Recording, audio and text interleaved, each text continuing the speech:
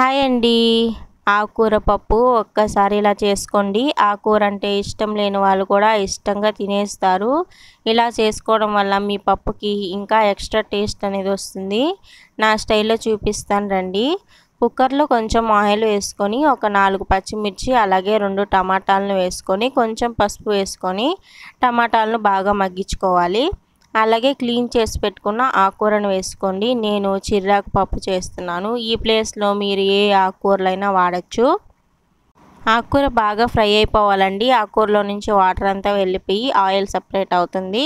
అలాగా బాగా వేయించుకొని ఈలోపు కొంచెం చింతపండు నానబెట్టుకున్నానండి. ఒక నిమ్మకాయ సైజ్ అంత చింతపండుని.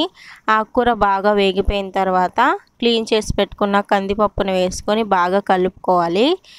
కందిపప్పును నానబెట్టుకుంటే తొందరగా ఉడుకుతుందండి. అందుకనే ముందుగానే కడిగి నానబెట్టుకున్నాను. కందిపప్పును కూడా బాగా ఫ్రై చేసుకోవాలండి. కొంచెం ఇలా ఫ్రై అయిపోయిన తర్వాత ఇప్పుడు మనం దీంట్లో వాటర్ వేసుకోవాలి. కందిపప్పు మునిగేంత వరకు వాటర్ వేసుకోవాలి.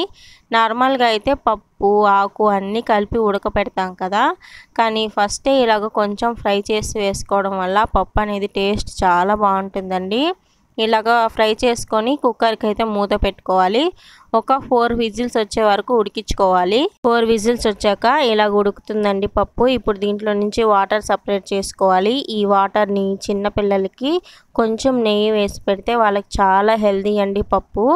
ఆకుకూర తినని పిల్లలకి కూడా ఇలా ఉడకపెట్టిన వాటర్లో కొంచెం ఉప్పు అలాగే కొంచెం నెయ్యి వేసి పెడితే చాలా బలం అండి పిల్లలకి.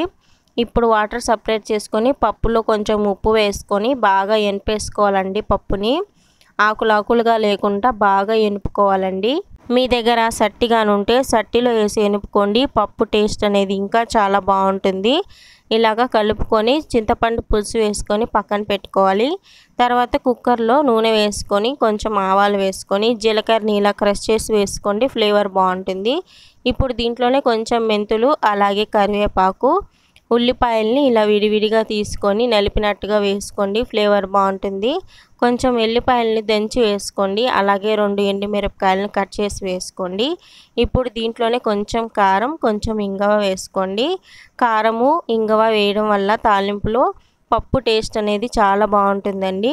ఇప్పుడు ఈ తాలింపు బాగా వేగిన తర్వాత మనం మెదిపి పెట్టుకున్న పప్పు వేసుకొని ఒక 2 నిమిషాలు మూత పెట్టుకొని ఉడికించుకుంటే అంతేనండి, పప్పు రెడీ. నచ్చితే లైక్ చేసి సబ్స్క్రైబ్ చేసుకోండి. Thanks for watching.